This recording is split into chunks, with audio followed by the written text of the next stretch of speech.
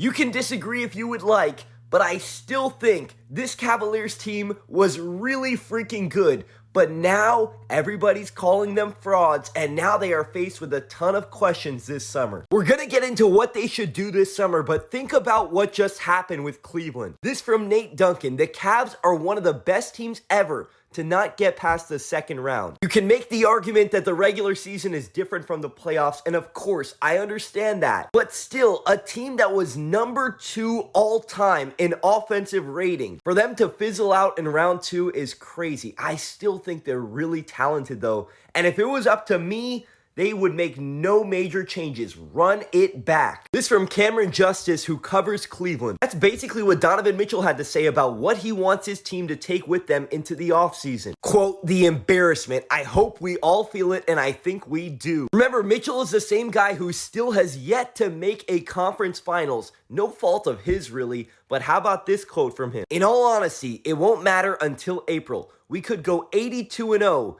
And no one would care. He's not wrong." So what do you do this summer? An all-star in Darius Garland, who has yet to really perform and step up in the playoffs. Do you consider moving off of Garland? This graphic, courtesy of ESPN's Bobby Marks. Look at the projected salary up there for Cleveland. They're going to be having one of the highest payrolls, if not the highest payroll in the sport. They might have to consider trading a guy like DeAndre Hunter or Isaac Okoro and getting nothing in return, just to bring the salary down a little bit. You also have some big free agents for them. Ty Jerome, I know he did not have a great postseason in the second round, but let's not forget, this was Ty Jerome's first ever playoffs. He was so important to this team, and I think it would be very important for them to try their best to keep him. This is what Jerome had to say after yesterday's game. Quote, "I love my time here this year. I think we'll just see. We'll see how it plays out. I don't know what's going to happen, but I like Cleveland a lot. Cleveland can offer Jerome 4 years and $64 million. Nobody's going to care in the long run, but what would have happened had they been healthy in round 2? Don't want to diminish anything that Indiana did, though, because Indiana is so good. The biggest lesson I learned in this series is not that the Cavs are frauds. It's that the Pacers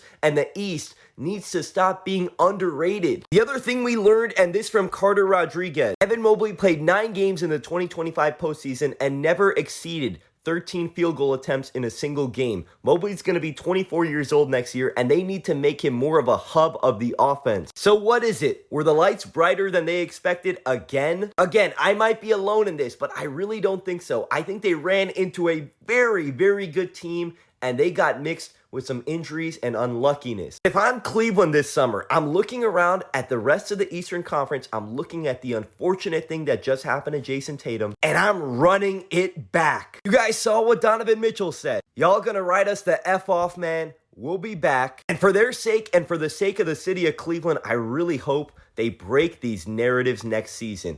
I don't think they're frauds at all.